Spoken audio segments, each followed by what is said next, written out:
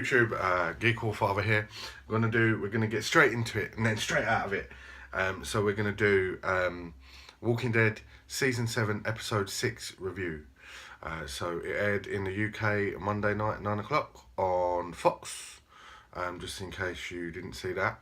And just before we go into the episode, I thought I'd wear the brightest clothes I have. So this is very nice, and this is one of my lovely hats. Mine the hat hair. I'll wear it this way because it's got a cool Viking on it. Wow, look at it.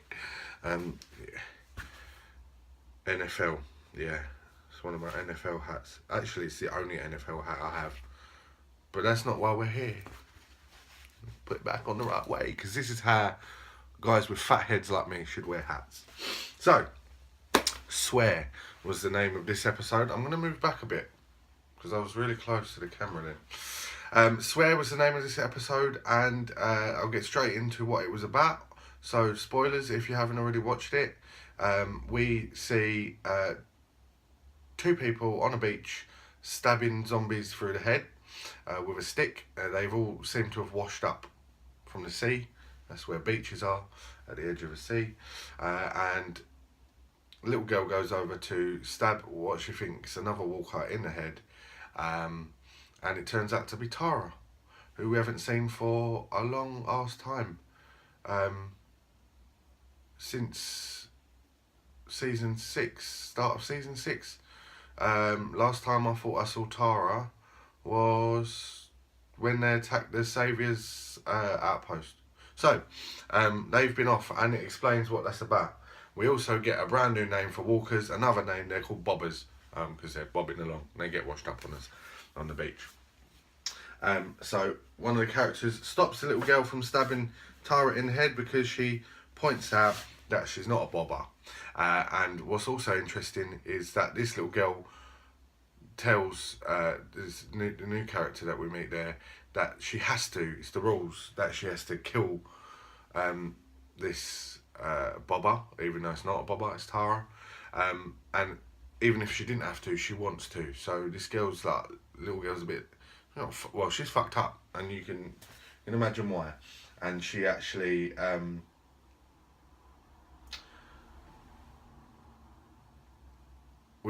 that gets explained later in the episode. So Tara wakes up, and we get some flashback scenes of Tara and Heath, who obviously we also haven't seen, and it turns out that they've been scavenging for the last 2 months, trying to find what they can around in the world to take back to Alexandria.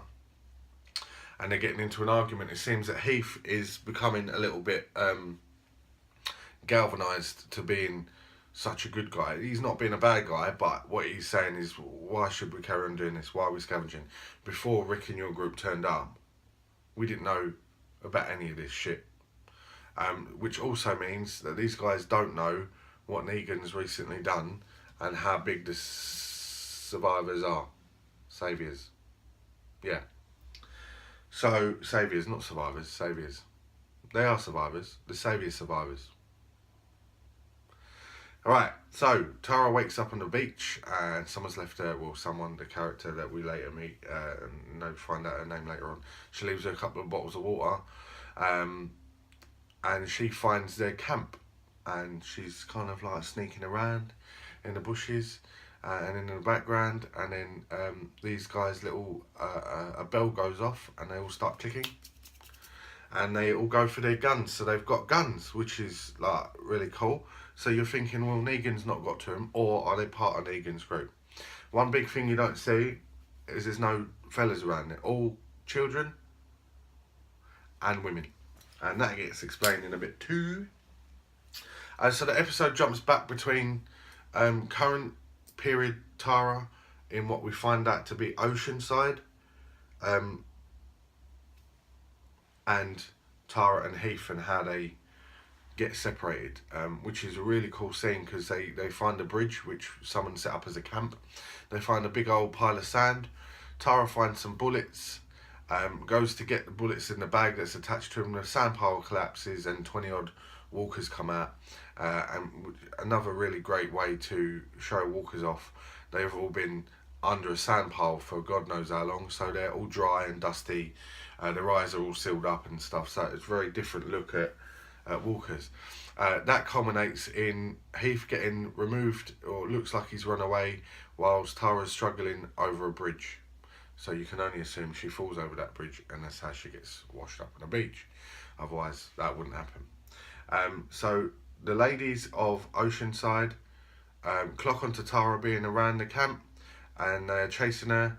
And on the talking dead, which was really funny, someone pointed out that the ladies, because you don't know, there's no men at the time, the ladies at the Oceanside camp have all got the aim of stormtroopers, because they ain't hitting shit.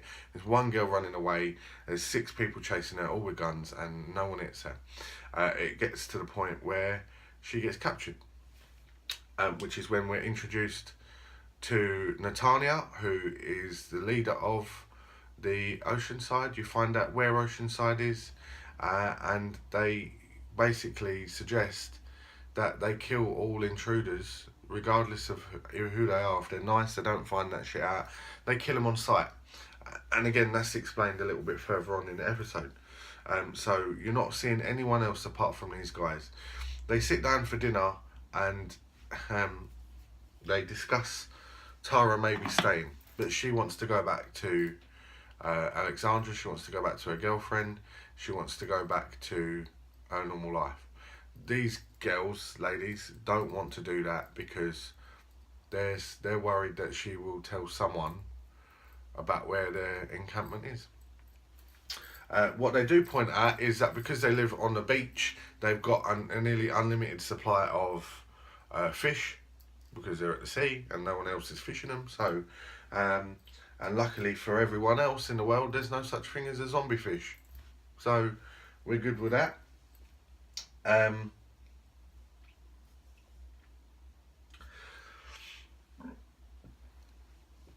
Tara decides that she is going to go back.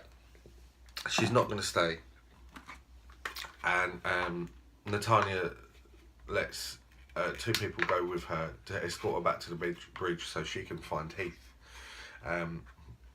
In the middle of that, she runs and escapes, does end back up at the bridge after finding out why they want to kill her, why they don't want to let her go.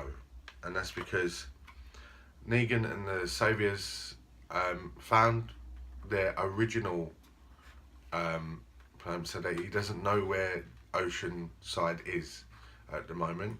He's not been there, but the Saviours find their original camp, and they tried to put up a fight, and for that Neagan killed every man in the group and any boy over the age of 10. So they're very scared of Neagan, and they just want to hide. They just want to get on with their lives, and they don't want to have to confront Neagan. So Tara gets back to Alexandra, is greeted at the gate. When I say greeted, Eugene's there, and he looks upset, and so she finds out all the stuff that's happened. What Neagan did to Glenn, and oh God, what Neagan did. Oh my God, fill me in. What? How did I forget his name? Anyway, and that her girlfriend's dead. She was the doctor, Dr. Denise, and she got Abraham. Ha! She got arrow for the chest back in season 6. So that is the episode. And what is quite prudent to talk about, I don't know what that noise was. What's quite prudent to talk about is how the comics reflect the series. So I've not really done this before. I've mentioned it a couple of times. But in the comics now, which are further forward than the series, but let's talk about this one. So Oceanside, in the comics is very different from what it is in this episode. So in the comics, they're quite an open, they're quite a friendly community. They trade with other communities because they've got loads of fish, so they trade that fish, and they're all quite happy-go-lucky. And you meet Oceanside through a character called Sadiq, Sadiq's not in the series yet. Maybe he'll turn up.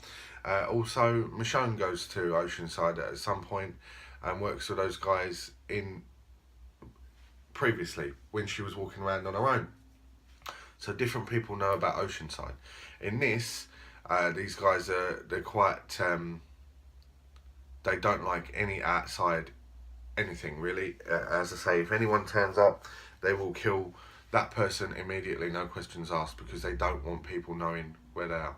Tara is now the only exception to that rule, but not because they wanted her to leave, but because she escaped with the help of Nathania's granddaughter, who, again, the name escapes me, which is terrible, I'm sorry. But that's the episode.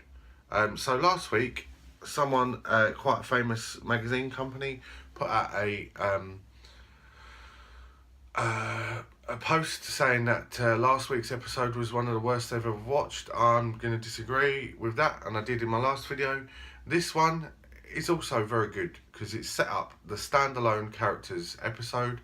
It reintroduces a character that's been away from the show. Obviously, the actress was pregnant and she's had her baby, so now she's back. But it reintroduces really well those characters.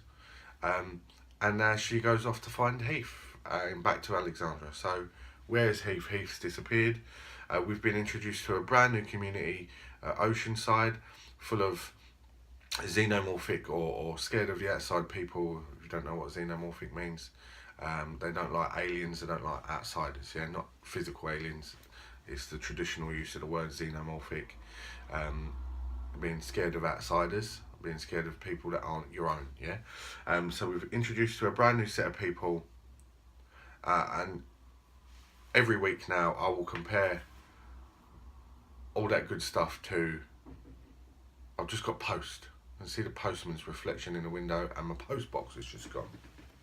Lovely.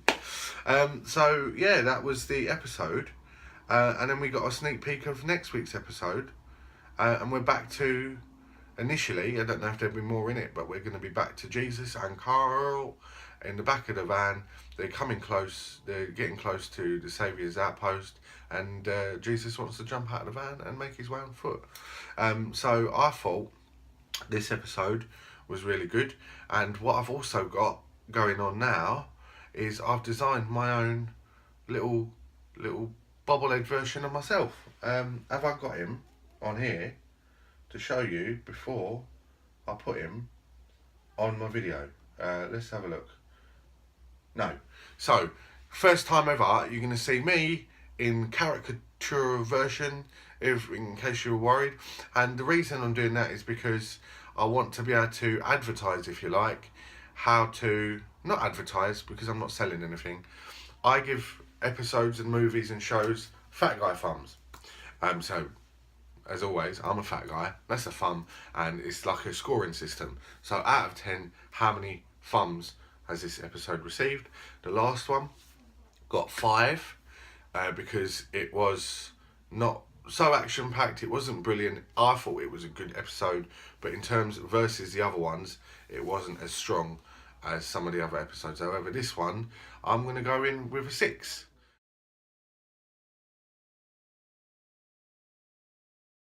So 6 fat guy thumbs, and somewhere on the screen, hopefully here, you'll see me in character. I'm quite excited about it because I spent like maybe an hour drawing him, colouring him, and taking a picture of my head, and then drawing my head so it looks like me, not like a. Anyway, you get what I'm saying.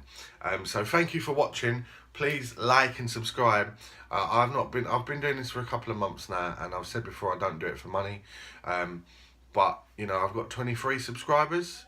I don't want millions of subscribers. I don't want thousands of subscribers. But if you guys do manage to get to the end of the video and have liked what I talk about, and maybe you want to start chatting about what we talk about, hit me up in the comments box. Otherwise, subscriptions are always fun. I don't do this for money. I literally have still only made 82p, and they will never give that to me because it's not enough money to bother giving out, and it's not enough money for me to bother to get. So if you can subscribe, I will be grateful, just so I can get off that 23 mark. I've been a Geek Hall Father. Peace out.